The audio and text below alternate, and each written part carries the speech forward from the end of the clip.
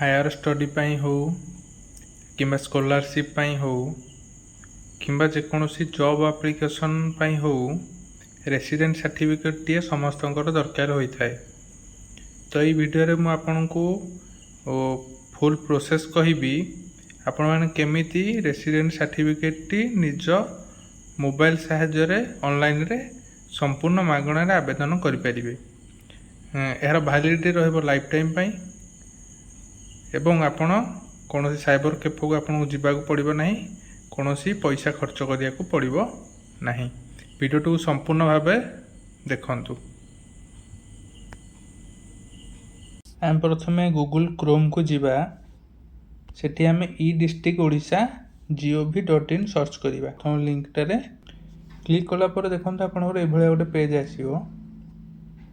AD देखंतु आपनकर ए सब सर्टिफिकेट आपण माने अप्लाई करि परिबे। एठी रेसिडेंट हला, इनकम हला, आपण कास्ट सर्टिफिकेट हला, आपण एठी सब अप्लाई करि परिबे। देखंतु एठी ए वीडियो रे हमें रेसिडेंट सर्टिफिकेट विषय रे जानिबा। तो हमें रेसिडेंट सर्टिफिकेट ऊपर क्लिक करिबा। देखंतु क्लिक कला पर आपनकर इनती ए पेज टी आसीबो। एठी आपनकर लॉगिन आईडी आ पासवर्ड देकी आपण कैप्चा देला पर आपण एठी लॉगिन करि परिबे। जदि आपण आगुरु केबे लॉगिन करथिबे, जदि लॉगिन करि नथिबे तो एठी आपण रजिस्टर हियर ऊपर मारी की न्यू रजिस्ट्रेशन करि परिबे। तो आपण मानू देखाई दोछि आपण माने केमिति न्यू रजिस्ट्रेशन करिवे। देखंतु नुवा रजिस्ट्रेशन करिया को हेले आपण मानू एठी रजिस्टर हियर ऊपर क्लिक करिया को पड़िबो। रजिस्टर हियर ऊपर क्लिक कले देखंतु आपण मानकर ए भलिया पेज टी आसीबो। एठी नाम देबे, तापर ईमेल आईडी देबे, एठी आपण मोबाइल नंबर देबे, तापर एठी गोटे पासवर्ड क्रिएट करिवे। पासवर्ड पर एटा आपण स्टेट सिलेक्ट करिवे। स्टेट सिलेक्ट कला पर ए कैप्चा टी को आपण माने एठी देबे। देला पर एठी आपण सबमिट मारिए। सबमिट माइले आपनकर एठी आपनकर आईडी खुली जिवो। आपण माने एठी लॉगिन आईडी आउ पासवर्ड देकी तापर एठी कैप्चा को देकी कैप्चा देला पर आपनकर एठी लॉगिन मारिबे। लॉगिन कला पर देखंतु आपनकर ए भलिया गोटे पेज आसीबो। एठी आपनकर personal details, present address, permanent address, तापरे आपण गार्डियन डिटेल्स, पर्पस आपण को पर्पस पई काढिया चाहछन, जेमिति हायर स्टडी हला कि जॉब हला कि सर्विस हला, तापर आपण डिक्लेरेशन देबे, प्लेस देबे, एग्री देबे, तापर एठी कैप्चा देकी आपनको सबमिट मारले आपनकर डॉक्यूमेंट मागिबो। डॉक्यूमेंट देला पर आपण मानकर एप्लिकेशन टी फिल अप हे जिवो। त हम देखंतु स्टेप बाय स्टेप प्रोसेस रे जीवा। त हम प्रथमे हम आगो पर्सनल डिटेल्स फिल करिबा। तो देखो आप सालुटेसन रे आपण एठी आपनकर श्री आसीबो, श्रीमती मिस आसीबो। जदि आपण पुओ थाले श्री, झियो हले श्रीमती, विवाहित हले मिस बोले आपण देई परिबे। तो देला पर आपण एठी आपनकर एप्लिकेंट नेम देबे। देखंतु ए जगह रे एप्लिकेंट नेम देबे, तापर हमर जेंडर देबे, जेंडर, तापर एज देबे, तापर फादर्स नेम देबे, तापर मोबाइल नंबर आपनकर देबे। देखो प्राइवेसी रीजन पे मुझे आपको फिलअप करके देखौनी, किंतु आपन कहि दूची आपन अति सहज रे सब फिलअप करि परिबे।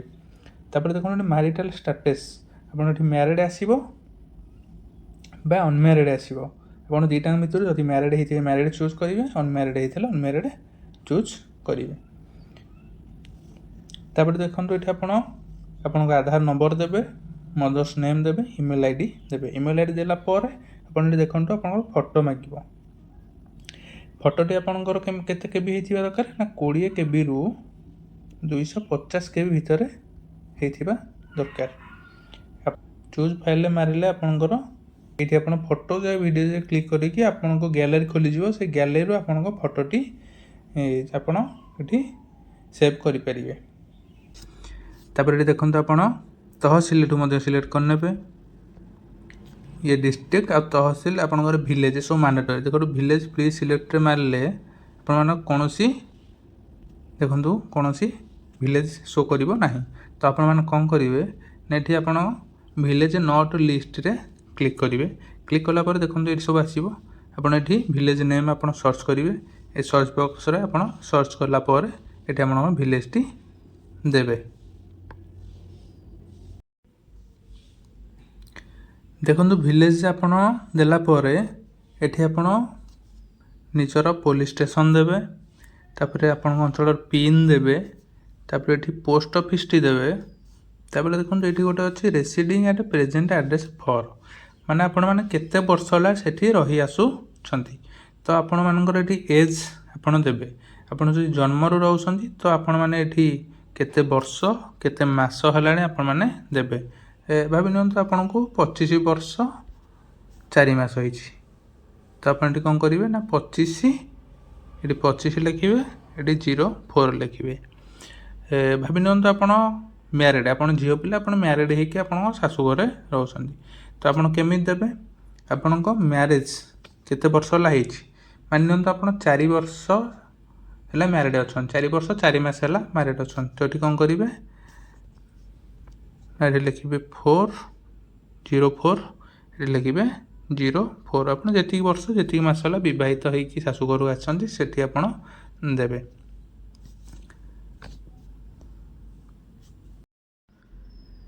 ପ୍ରେଜେଣ୍ଟ ଆଡ୍ରେସ୍ ଆଉ ପରମାନେଣ୍ଟ ଆଡ୍ରେସ୍ ଫିଲ୍ କରିସାରିଲା ପରେ ଆପଣମାନେ ତଳକୁ ଆସିବେ। ଦେଖୁନ ଏଠି ଫ୍ୟାମିଲି ମେମ୍ବର୍ସ ଆଉ ଗାର୍ଡ଼ିଆନ୍ ଡିଟେଲ୍ସ ବିଷୟରେ ଆପଣଙ୍କୁ ମାଗିବ। ଦେଖନ୍ତୁ in case of minor or and person who is unable to manage his her own life, ତ ଆପଣମାନେ ଏଠି ଦେଖନ୍ତୁ ଆପଣମାନେ ଯଦି ନିଜେ ଆପ୍ଲାଏ କରୁଛନ୍ତି ଏଠି ଆପଣମାନଙ୍କୁ ନୋ ସିଲେକ୍ଟ କରିବାକୁ ପଡ଼ିବ। ଯଦି ଆପଣମାନେ ଆଉ କାହା ପାଇଁ ଆପଣ ଯେମିତି 18 ବର୍ଷରୁ ସେମାନେ କମ୍ ତାଙ୍କ ପାଇଁ ଆପ୍ଲାଏ କରୁଛନ୍ତି ତାହେଲେ ଏଠି ଆପଣ ୟେସ୍ କଲେ ଏଠି ଆପଣଙ୍କର ନେମ୍ ଦେବେ କାହା ପାଇଁ ଆପ୍ଲାଏ କରୁଛନ୍ତି। ଦେଖନ୍ତୁ ଏଠି ନେମ୍ ଦେବେ ଆଉ ଆପଣଙ୍କର ସେ କ'ଣ ରିଲେସନ୍ ଆପଣଙ୍କ ସହ ଲାଗୁଛି, ରିଲେସନ୍ ୱିଥ୍ ଆପ୍ଲିକାଣ୍ଟ ଆଉ ଆପଣମାନଙ୍କର କ'ଣ ରିଲେସନ୍ ଏଠି ଦେବେ। ତାପରେ ଏସବୁ ଦେଇସାରିଲା ପରେ ଦେଖନ୍ତୁ ଏଠି ଆମେ ଏବେ ନୋ କରିଦେବା। ତ ଦେଖନ୍ତୁ ଆପଣ ଏଠି ପର୍ପସ୍ ମାଗିବ, ଆପଣ କେଉଁ ପର୍ପସ୍ ପାଇଁ ଆପ୍ଲାଏ କରୁଛନ୍ତି। ଯେମିତି ଆପଣ ଯଦି ହାୟର ଷ୍ଟଡ଼ି ପାଇଁ କରୁଛନ୍ତି ତ ଏଠି ହାୟର ଷ୍ଟଡ଼ି ଦେବେ। ଯଦି ଆପଣମାନେ ସର୍ଭିସ୍ ପାଇଁ ଆପ୍ଲାଏ କରୁଛନ୍ତି ତାହେଲେ ଏଠି ସର୍ଭିସ୍ ଦେବେ, ଏଠି ଆପଣ ସର୍ଭିସ୍ ଲେଖିବେ।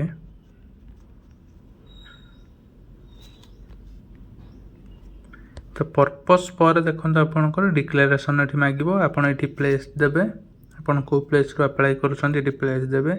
ତାପରେ ଆଇ ଏଗ୍ରିରେ କ୍ଲିକ୍ କରିବେ, ଏଠି ଆଇ ଏଗ୍ରି କ୍ଲିକ୍ କଲା ପରେ ଆପଣ ଏଠି ଦେଖନ୍ତୁ ଆପଣ ସବୁ ଡିଟେଲ୍ସ ଫିଲ୍ କଲା ପରେ ଏଠି ଆପଣଙ୍କ ଅଟୋମେଟିକ୍ ଆପଣଙ୍କର ଅଫିସଟି ଆସିଯିବ, ଆପ୍ଲାଏ ଟୁ ଦି ଅଫିସ୍। ମୁଁ ଏଠି ଫିଲ୍ଅପ୍ କରିନି ତେଣୁକରି ଏଠି କିଛି ଲେଖା ହେବନି, ନହେଲେ ଏଠି ଆପଣଙ୍କର ଅଟୋମେଟିକ୍ ଆପଣଙ୍କ ତହସିଲ ଅଫିସ୍ ଆପଣ ଫିଲ୍ଅପ୍ କରିଥିବେ ନା ତହସିଲ ଅଫିସ୍, ତ ଏଠି ତହସିଲ ଅଫିସ୍ର ନାଁ ଏଠି ଆସିଯିବ। ତାପରେ ଆପଣମାନେ କ'ଣ କରିବେ ଦେଖନ୍ତୁ ଏଠି ଆପଣ ଏଇ କ୍ୟାପଚାଟାକୁ ଏଠି ଆପଣ ଫିଲ୍ କରିବେ। ଏଠି ଯାହା ଲେଖା ହେଇଛି ଯେ ବଡ଼ ଅକ୍ଷରରେ ଲେଖା ହେଇଛି ଯଦି ବଡ଼ ଅକ୍ଷରରେ ଲେଖିବେ, ଛୋଟ ଅକ୍ଷରରେ ଲେଖା ହେଇଥିଲେ ଛୋଟ ଅକ୍ଷରରେ ଲେଖିବେ। ପୁରା ଏଠି ଆପଣଙ୍କୁ କପି ପେଷ୍ଟ ହିଁ କରିବାକୁ ପଡ଼ିବ। ଏଠି କଲା ପରେ ଏଠି ଆପଣ ସବମିଟ୍ ମାରିବେ। ସବମିଟ୍ ମାରିଲା ପରେ ଆପଣଙ୍କ ଡକୁମେଣ୍ଟ ମାଗିବ, ଦେଖନ୍ତୁ ଦେଖାଇ ଦେଉଛି ଆପଣଙ୍କୁ। ଦେଖନ୍ତୁ ଆପଣ ପ୍ରେଜେଣ୍ଟ ଆଡ୍ରେସ୍ ଫିଲ୍ କରିସାରିଲା ପରେ ଆପଣ ଆସିବେ ଏବେ ପରମାନେଣ୍ଟ ଆଡ୍ରେସ୍କୁ। ତ ଏଠି ଆପଣ ଷ୍ଟେଟ୍ ସିଲେକ୍ଟ କରିନେବେ। ଦେଖନ୍ତୁ ଏଠି ଆପଣ ଷ୍ଟେଟ୍ ଆପଣଙ୍କର ସିଲେକ୍ଟ କରିନେବେ। ଆମର ଓଡ଼ିଶାରେ ଆମେ ଏଠି ଆପ୍ଲାଏ କରୁଛୁ ତ ଏଠି ଓଡ଼ିଶା ଆମର ଅଟୋମେଟିକ୍ ସିଲେକ୍ଟ ହେଇଯାଇଛି। ଦେଖନ୍ତୁ ଏଠି ସେମ୍ ଆଜ୍ ପ୍ରେଜେଣ୍ଟ ଆଡ୍ରେସ୍, ଯଦି ଆପଣଙ୍କ ପ୍ରେଜେଣ୍ଟ ଆଡ୍ରେସ୍ ଆଉ ପରମାନେଣ୍ଟ ଆଡ୍ରେସ୍ ସେମ୍ ଅଛି ତ ଏଠି ୟେସ୍ରେ କ୍ଲିକ୍ କରିବେ। ତ ଏସବୁ ଆପଣଙ୍କର ଅଟୋମେଟିକ୍ ଫିଲ୍ ହେଇଯିବ, ଯେମିତି ଆପଣଙ୍କର ଭିଲେଜ୍ ହେଲା, ତହସିଲ ହେଲା, ଏସବୁ ଆପଣଙ୍କର ଅଟୋମେଟିକ୍ ଏଠି ଆପଣଙ୍କ ଭିଲେଜ୍ ନଟ୍ ଲିଷ୍ଟରେ କ୍ଲିକ୍ କରିବେ। କ୍ଲିକ୍ କଲା ପରେ ଆପଣ ଅଟୋମେଟିକ୍ ଏସବୁ ଫିଲ୍ଅପ୍ ହେଇଯିବ, ଯେହେତୁ ଆପଣ ପ୍ରେଜେଣ୍ଟ ଆଡ୍ରେସ୍ ଅଲରେଡ଼ି ଦେଇଛନ୍ତି।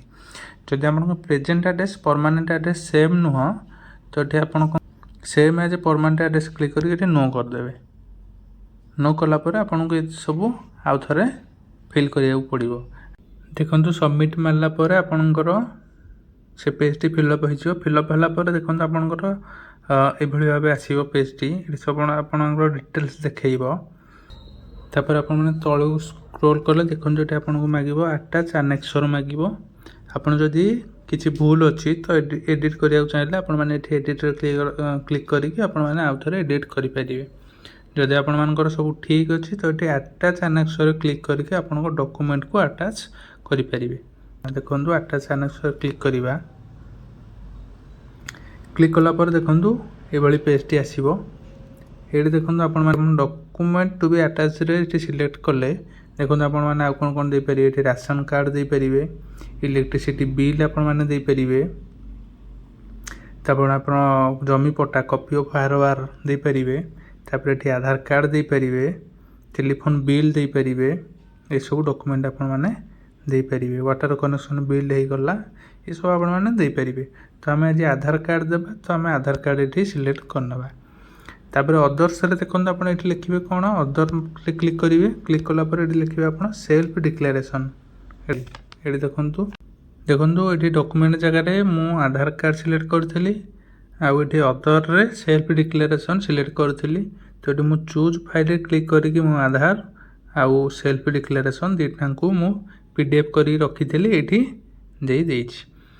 ତାପରେ ଆମେ ଦୁଇଟାଙ୍କ ଡକୁମେଣ୍ଟ ଦେଲା ପରେ ଆମେ ଏଠି ସେଭ୍ ଆନେକ୍ସରେ କ୍ଲିକ୍ କଲା ପରେ ଆପଣଙ୍କର ଦୁଇଟାଙ୍କ ଡକୁମେଣ୍ଟ ଆପଣଙ୍କର ସେଭ୍ ହେଇଯିବ।